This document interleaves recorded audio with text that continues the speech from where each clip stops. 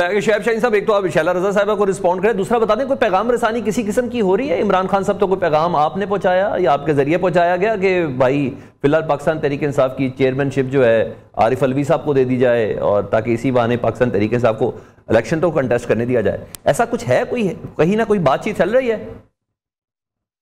पहली बात तो यह है कि शैला रजा जो कह रही हैं, मेरे भी वही स्टेटमेंट है कि जो लोग होते हैं ना इलेक्टेबल्स, वो छोड़ जाया करते हैं, समटाइम छोड़ जाते हैं मजबूरी में, समटाइम छुड़वा दिए जाते हैं, लेकिन पॉपुलैरिटी आज भी इमरान खान की उससे ज्यादा है जो इस आज से 1 साल पहले थी या 6 महीने पहले थी।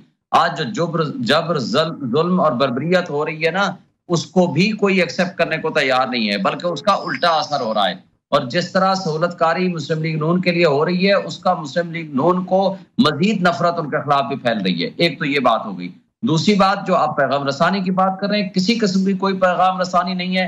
हमारा सिर्फ एक मुतालबा है, फ्री एंड फेयर इलेक्शन कराएं, इस मुल्क के ऊपर रहम करें। एक शख्स की नफरत और दुश्मनी में, इमरान खान की दुश्मनी में 25 करोड़ आवाम को जिस तरह पीडीएम की जमातों ने और एस्टैब्लिशमेंट ने मिलकर तबाही के दहाने में फेंक दिया है, इससे निकलने का वाहिद रास्ता फ्री एंड फेयर इलेक्शन है। एक स्ट्रॉन्ग डेमोक्रेटिक गवर्नमेंट के ऊपर ही पब्लिक का ट्रस्ट होगा, ओवरसीज का ट्रस्ट होगा, किसी भी स्टेट का ट्रस्ट होगा, तभी वो मुल्क आपका तरक्की कर सकता है, वैसे नहीं कर सकता। और दूसरा, आप देखें कि पाकिस्तान में जो भी रिपोर्ट्स आई हैं, खा वो गैलप सर्वे है, वो इनको पॉपुलर दिखाती है, जो एशियन डेवलपमेंट बैंक की रिपोर्ट आई है कि जी फ्री एंड फेयर इलेक्शन होगा तो आपके मुल्क के मसाइल हल होंगे।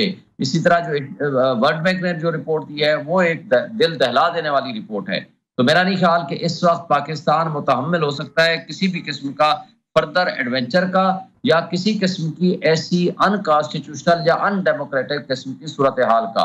हमारा सबसे मुतालबा है तमाम सियासी जमहूरी ताकतों से, हमारा स्टेक होल्डर से, कि भाई इस मुल्क पे रहम खाएं, इस मुल्क की आवाम को ये फैसला करने दें, ना कि ही वो ताकतवर लोग जो ये अपने आप को ताकतवर समझते हैं। हालांकि ताकत आवाम के हाथ में है, आवाम ने फैसला करना है, और मकबूलियत को कबूलियत की शर्त ना रखें। और शोएब शाहीन साहब, आपने जाना है तो मुझे जल्दी से मुख्तसर सा जवाब दे दें। ऐसे में रहनुमा मुस्लिम लीग नून माइजा साहब अभी ने भी ज्वाइन किया। माइजा साहब, आपको भी वेलकम। शोएब साहब, ये बता दें 15 अक्टूबर को एक इलेक्शन करने एक जलसे की इजाजत मांगी आपने डीसी लाहौर से, इसकी क्या वजह है? जी, हमने इसलिए मांगी है कि हम सब पार्टियां जलसे कर रही हैं। करक में हमारा एक जलसा हुआ है, सीधी गोलियां मारी रेंजर्स ने और पुलिस ने। हम ये समझते हैं कि ये जुल्म रवा नहीं रखा जाना चाहिए, और हमें भी मौका दें ताकि हम इलेक्शन के में फैसिलिटेट करें और इलेक्शन के प्रोसेस में हम शामिल हों। That is the only consideration. Thank you Shoaib Shaheen साहब। शोएब साहब, अब उस्मान डार, उससे पहले इमरान खान साहब के जो प्रिंसिपल सेक्रेटरी हैं, उनकी स्टेटमेंट, उनका 164 का बयान, तो वो साइफर में फंस रहे हैं। यहाँ उस्मान डार साहब बाकायदा तौर पर बता रहे हैं कि सारी की सारी प्लानिंग की ज़मान पाक में हुई है, इमरान खान साहब के कहने पे हुई है। अब तो कोई गुंजाइश रह गई क्या? मुझे बताएं कि पहले होता था अगवा बराए तावान, अब होता है अगवा बराए बयान। आजम खान को 34 दिन गायब रखा गया, किडनैप किया गया, उसके घर वालों ने FIR कटाई, वो हाई कोर्ट में गए और हाई कोर्ट ने लास्ट अपॉर्चुनिटी दी, पेश करें वरना मैं इनको मुल्जमान डिक्लेयर कर दूंगा, जो एजेंसीज के लोग हैं या बाकी हैं। और उन्होंने बड़ा सख्त स्ट्रॉन्ग ऑब्जर्वेशन दी। तो जनाब एक दिन 34 दिन के बाद इसी कामरान शाहिद साहब के प्रोग्राम के जरिए पता चला कि जनाब 164 की स्टेटमेंट आ गई और वो रिलीज हो गए।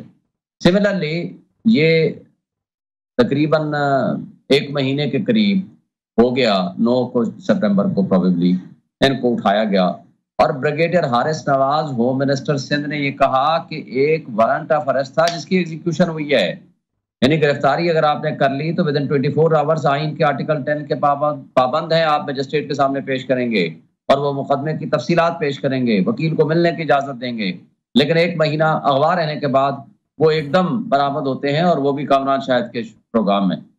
सवाल ये नहीं है, सवाल ये है कि क्या पाकिस्तान में कोई बुनियादी हुकूक हैं, क्या पाकिस्तान में आइन है, क्या कानून की हुक्मरानी है, और अगर नहीं है तो फिर जिससे चाहें जो चाहें स्टेटमेंट करा लें, उसकी हैसियत क्या है? इसहाक डार ने अपनी मर्जी से स्टेटमेंट दी थी, ये तो 164 की स्टेटमेंट नहीं है ना, ये तो आकर के किसी टीवी में आगे शो कर दिया जैसे मैं आपके साथ कर रहा हूं। उसकी कोई credibility as a worth for the purposes of prosecution नहीं हुआ करती। बहरहाल जो भी है उसको मुताबिक आकर के वो स्टेटमेंट आ गई। या क्या कामरान शाह साहब जस्टिस हैं, उन्होंने उनको बरी कर दिया?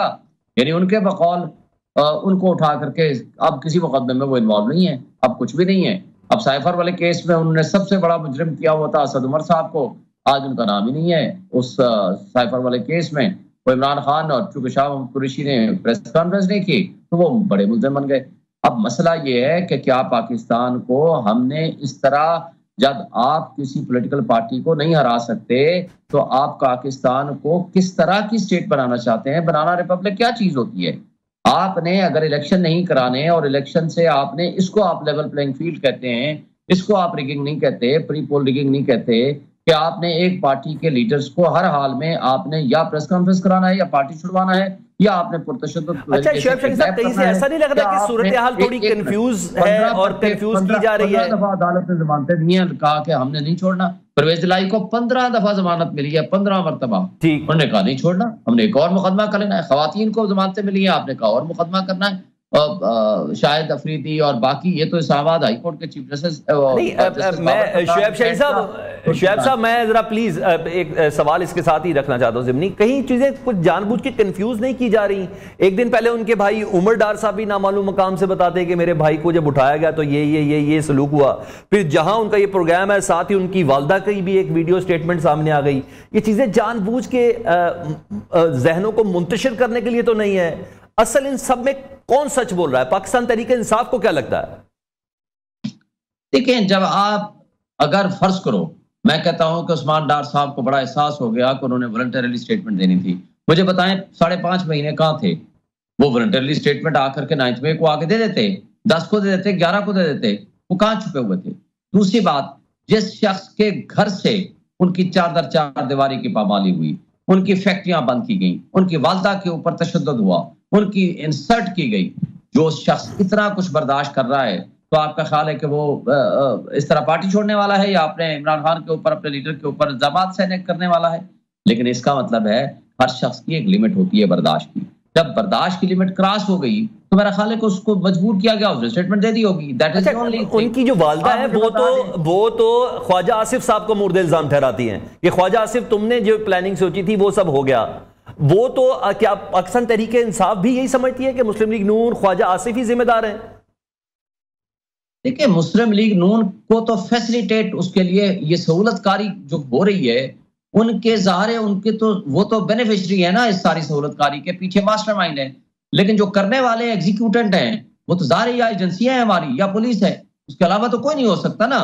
मुझे बताएं कि कोई आम आदमी क्यों उठा के किसी को ले जाएगा? उनमें क्या कैपेसिटी है? क्या वो इस तरह की हरकत कर सकते हैं? और जो कुछ हुआ, मुझे बता दें, माजी करीब में वो सब आपके सामने। अरशद शरीफ ने क्या कहा था कि मेरी जिंदगी को खतरा है।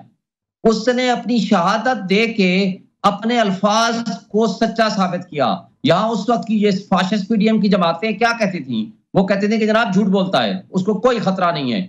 लेकिन आपने देखा दुबई से कैसे, एमिरेट से उसको निकलवाया गया, किस तरह कीनिया में जाकर शहादत हुई। आज भी वो लोग सामने आने को तैयार नहीं है जिन्होंने उसके खिलाफ 16 से ज्यादा एफआईआर कटवाई थी। उनके मुद्दाइयों का नहीं पता और कौन लोग थे जिन्होंने उनको दुबई से निकलवाया, और जो पाकिस्तान में साजिशें हुई उसका कोई पता नहीं।